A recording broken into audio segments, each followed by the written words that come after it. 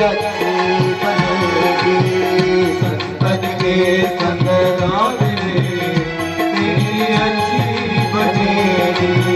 अब भैया बन तो गई, हमारी तो अच्छी बन गई, पर और जो घर के काम काज है वो सब कौन करेगा? पहली बात तो भैया घर के काम काजों में समय नहीं मिलता, और अगर जो मान लो समय मिल गया तो पति के मंत्र कान में सुनाई पड़ने लगते, देवी जी ऐसा करो, देवी जी वैसा करो। देवी जी को बेचारे को भजन करने का समय नहीं मिलता। पहली बात तो देखिए हमारी आयु 100 वर्ष की, 100 वर्ष की तो रही नहीं, मान लेते हैं 100 वर्ष। अब 100 वर्ष में से 50 तो आपने सोने में बिताए, 50 तो सोने में चले, बचे 50, 25 तो पढ़ाई में चले, बचे 25 तो लालने पालने दुखम प्रसूतायाश्च भैया घर के काम काज, बच्चे पैदा हो गए तो उनकी सेवा मतलब करते कराते पूरा जीवन चला गया। मोहनिसा में बहुत दिन सोए, मोहनिसा में बहुत दिन सोए, मोहनिसा में बहुत दिन सोए, मोहनिसा में बहुत दिन सोए। अब जाग सके तो जाग रे तेरी अच्छी बनेगी। जाग सके तो अब जाग रे तेरी अच्छी बनेगी। संतन के संग लाग रे तेरी अच्छी बनेगी। संतन के संग लाग रे तेरी अच्छी बनेगी। अच्छी बनेगी तेरी बिगड़ी बनेगी। अच्छी बनेगी तेरी बिगड़ी बनेगी। अच्छी बनेगी तेरी बिगड़ी बनेगी। अच्छी बनेगी तेरी बिगड़ी बनेगी। जागे ओरे ओरे भाग रे तेरी अच्छी बनेगी। संतन के संग लाग रे तेरी अच्छी बनेगी। संतन के संग लाग रे तेरी अच्छी बनेगी। तो नारद जी ने आज भक्ति महारानी को समझा दिया कि अगर जो आप भगवान के चरणों का स्मरण कर रहे हैं, आपकी सामर्थ्य भगवान तक पहुंचने की नहीं है, तो आप संतों को पकड़ लीजिए। किसी ब्राह्मण के द्वारा जो द्वितीय ब्राह्मण हो, वेद मंत्र को जानता हो, ऐसे वैसे भी नहीं, ज्ञानी पुरुष हो, आप उसे पकड़ लीजिए। भगवान की कृपानुभूति आपके ऊपर स्वतः हो जाएगी भगवान की। बोल वृंदावन बिहारी लाल की जय हो। तो जहां जहां भक्ति महारानी रहती है, भगवान स्वतः वहां पर प्रकट हो जाते हैं, उन्हें बुलाने की आवश्यकता नहीं पड़ती। अगर जो आपके हृदय में भक्ति जागरूक हो गई तो भगवान अपने आप चले आए। पर अगर जो भगवान ने देखा काम क्रोध लोभ मोह ईर्ष्या अभिमान छल कपट द्वेष, अरे तो लाइन भरी पड़ी, भगवान के लिए जगह नहीं, भगवान सोचते हमारे लिए जगह नहीं है, तो भगवान दूर से हाथ जोड़ के चले जाते हैं। पर जब भगवान देखते हैं कि भाई कमरा एकदम खाली, खाली होने के साथ साथ सुंदर भी है, और सुंदर होने के साथ भक्ति महारानी अगर उसमें विराजमान हो, तो भगवान फिर अपने आप को रोक नहीं पाते, भगवान स्वयं चले आते हैं। हालांकि बैकुंठ में रुक्मणी जी को भी, राधा रानी को भी छोड़ देते हैं, अपने भक्त के हृदय में चले आते हैं। भगवान कहते हैं मेरी प्रतिज्ञा है, अगर जो भक्त निष्काम है तो फिर मैं उसके लिए संसार के समस्त प्रलोभन त्याग करके मैं उसके पीछे चला आता हूँ। पूये नित्यं घृणो निधि, भगवान कहते हैं जब भक्त चलता है तो उसके जो चरणों से जो धूल उड़ती है ना, उस समय अपने आप को कृतार्थ करता हूं। पर ऐसा होगा कब? जब भक्ति जागृत होगी। भक्ति जागृत कब होगी? जब भैया संसार से थोड़ा बहुत मन हटेगा, घर गृहस्थी से थोड़ा बहुत मन हटेगा, कभी एक आत्माला भगवान के नाम की भी फेर ली, भगवान को भी याद कर ली। एक घड़ी की आधी घड़ी आधी में पुनियाधी, तुलसी चर्चा राम की कटे को अपराध। हम नहीं कहते कि भैया तुम दिन भर भजन करो, कोई नहीं कहता कि तुम दिन भर भजन करो, पर एक घड़ी की आधी घड़ी कम से कम उतना तो कर सकते हो ना। अब उतना भी नहीं किए तो फिर ये संसार में आना आपका व्यर्थ रहा, फिर संसार में आना आपका कोई मतलब का नहीं रहा। जब वो भगवान वहां से भेजते हैं तो बोलते हैं बेटा तू जा तो रहा है पर मेरा भजन करेगा कि नहीं। बोले अरे महाराज कैसी बात कर रहे हैं आप, हम आपको भजन ना करें, ऐसा हो नहीं सकता, भजन तो करेंगे। तो बोले हम तो खूब घंटी हिलाते हैं, सब कुछ करते हैं, तो हमको भूल ही जाता है वहां जाने के बाद। अरे बोले नहीं महाराज थोड़ा याद दिलवा दिया करो और थोड़ा घंटी बजा दिया करो, मैं याद रखूंगा, आपको भूलूंगा नहीं। अब जब भैया माँ के गर्भ में आया तो 9 महीने माँ के गर्भ को नर्क बताया गया है।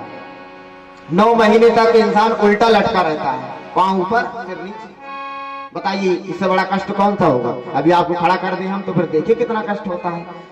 तो वो भी तो एक गर्भ है। तो जब वहां पर बालक जब रहता है तो वो भगवान से प्रार्थना करता है कि हे भगवान इस गर्भ से निकाल दे, निकलने के बाद मैं तेरा इतना भजन करूंगा, इतना भजन करूंगा कि फिर मुझे यहाँ पर आने की जरूरत ना पड़े। पर जैसे ही भगवान प्रसूति वायु के माध्यम से बाहर निकाल देते हैं तो भूमि पर डाबर पानी, जिमी जी वही माया लिपटानी। तो बोले जैसे आकाश से बूंद गिरती है ना, आकाश से तो कितनी स्वच्छ रहती है, उसमें चेहरा दिख जाए ऐसी बूंद रहती है। पर जैसे ही वो पृथ्वी पर गिरती है तो मलिन हो जाती है, वो मलिन हो जाती है। उसी प्रकार जब तक जीव बाहर नहीं आता जब तक तो खूब भगवान का भजन करता है, अरे प्रभु ऐसा मत करो, ऐसा बिल्कुल आपको मैं खूब भजन करूंगा। पर जैसे ही संसार में आता है तो माया लपेट लेती है। देखो भगवान की माया बड़ी बलवती है, माया छोड़ती नहीं है तो सब भगवान का ही। मिक्सिंग तो करना जरूरी है भाई, एकदम अगर जो प्योर सोना हो तो उसके आभूषण नहीं बनते हैं, उसमें थोड़ा मिलावट कर दो तो देखो कितनी सुंदरता आ जाती है। ये भी डिजाइन मार दिए, ये भी डिजाइन मार दिए। तो वैसे ये माया है। तो माया का काम क्या है, भ्रमित करने का। जो है वो नहीं है, जो नहीं है वो है। देखिए परमात्मा है, बात पक्की है कि परमात्मा है, पर माया आज तक भगवान को दिखाई क्या नहीं। ये संसार पूरा असत्य है। तो सूखे टिक्कड़ कहाँ खा रहे, थोड़ा घी लगवा लो फिर पाओ जरा प्रेम से। तो भगवान उस कुत्ते में प्रकट हो गए। भाई भैरव का स्वरूप कहा गया है ना कुत्ते को, तो भगवान उस रूप में प्रकट हो गए। पर प्रकट कब हुए, जब उनके अंदर ऐसी भावना आई। अभी तुम्हारी तो रोटी कोई ले जा रहे, अब बोले अरे रोटी भी गई रे, घी भी खराब हो गया, अब क्या आफत हो गई। तो ऐसा नहीं होना चाहिए। भगवान की भक्ति ऐसी रहना चाहिए कि अगर आपके दरवाजे पर कोई आ गया, आप स्वयं भूखे हो जाए तो हो जाए, पर उसे बिल्कुल रोटी खिलाए। ये आपका सत्कर्म है, ये आपका धर्म है। धर्मो रक्षति रक्षितः। जब आप धर्म की रक्षा करोगे तब धर्म आपकी रक्षा करेगा। जब आपने कभी धर्म की रक्षा ही नहीं की तो धर्म कहां से रक्षा करेगा। संसार बड़ा विचित्र है। मोह निशा सब शोभ निहारा, देखें स्वप्न अनेक प्रकार। बोले जब हम सो जाते हैं महाराज तान के चादर, तो बोले एक से एक सपने आते हैं। फिर क्या कहना, फिर बोले राजमहलों में हम आराम कर रहे हैं। पर कभी उसकी भी सुध ले लो, कभी उस परमात्मा का भी सुध ले लेना चाहिए। आज नारद जी सौनक जी से प्रश्न कर रहे हैं कि भगवान आपने इतनी बड़ी श्रीमद् भागवत महापुराण की महिमा गाई, पर इस महिमा से आज तक कोई तरह कोई ऐसा हुआ कि जो जिसका भाई आवागमन छूट गया हो, कभी ऐसा हुआ? तो सनत कुमार जी कहते हैं बिल्कुल ऐसा हुआ है। और तुम तो छोटे मोटे की बात कर रहे हो, जो प्रथम नंबर श्रेणी का दुष्कर्मी हो, जिसने पापाचार दुराचार हर एक चीज में भी व्यक्त रहा हो, ऐसे लोग भी श्रीमद् भागवत महापुराण का रसस्वादन करने से तर गए। तो नारद जी ने बोले हम ऐसे कैसे मान लें? बोले तो कैसे मानोगे? तो बोले भाई कोई प्रमाण दो, प्रमाण दोगे जब तो हम मानेंगे। तो आज सौनक जी प्रमाण देते हैं। सकल भुवन मध्य निर्धनास्ते धन्या, निवसत हृदय तेषां श्रीहरेर्भक्तिरेका। अत्र ते कीर्तयत्यहासं इतिहासं पुरातनं, यस्या श्रवण मात्रेण हरिश्चित्तं समाश्रये।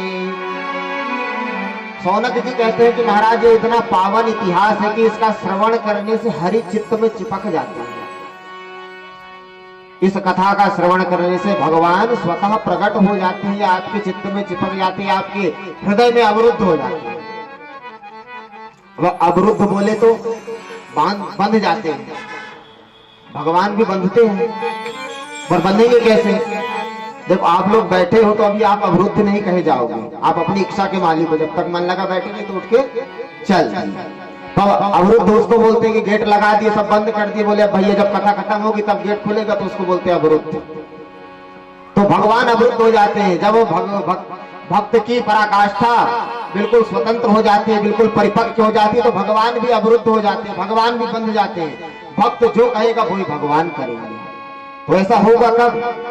जब आपके अंदर भक्ति जागृत होगी। तो आज शौनक जी नारद जी से कहते हैं कि हम तुम्हें एक इतिहास सुनाते हैं, बड़ा ही सुंदर इतिहास है। अत्र ते कीर्तयस्यामं इतिहासं पुरातनम। तुंगभद्रा नदी के किनारे एक गांव में पंडित जी रहा करते थे, पंडित आत्मदेव शर्मा। द्वितीय भास्कर के समान विद्वान थे और उनकी एक धर्म पत्नी भी थी, श्रीमती धुंधली देवी। पति देव जितने ही विद्वान, द्वितीय भास्कर के समान, ठीक उनके विपरीत उनकी धर्म पत्नी। लोक वार्तारत क्रूरा प्रायसो बहुजल्पिका, सूराचा ग्रह कृत्येषु कृपणा कलह प्रिया। बोले महाराज भयंकर झगड़ा। जब तक दो चार लोगों से झगड़ा ना कर ले तब तक उसका भोजन भी हजम नहीं होता था। ऐसी स्थिति थी। लोक वार्ता रतक क्रूरा, बड़े क्रूर स्वभाव की थी।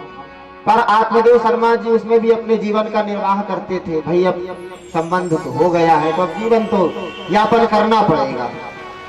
उसमें भी यापन करते थे अपना जीवन। पर दोनों दंपति के मन में एक ही कष्ट था महाराज कि हमारे कोई संतान नहीं।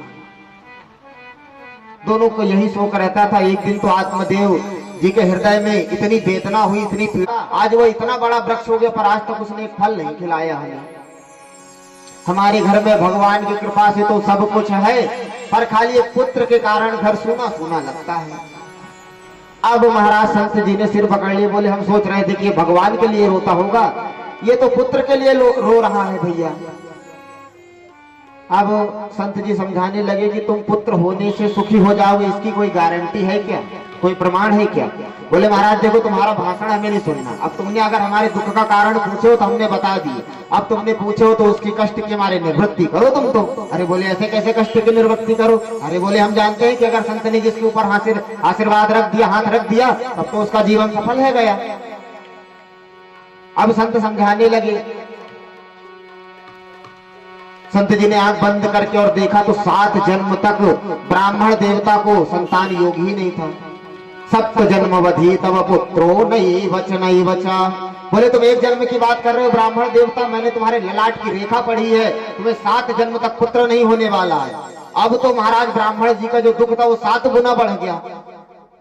ब्राह्मण जी ने अपना सिर उठाया और संत के चरणों में पटक दिया। संत जी घबरा गए। बोले क्या कर रहा है ब्राह्मण? अरे बोले क्या करे भैया, हम तो एक जन्म के लिए रो रहे थे और तुमने हमारे 7 जन्मों की कथा सुना दी, हमारा 7 गुना दुख तुमने बढ़ा दिया।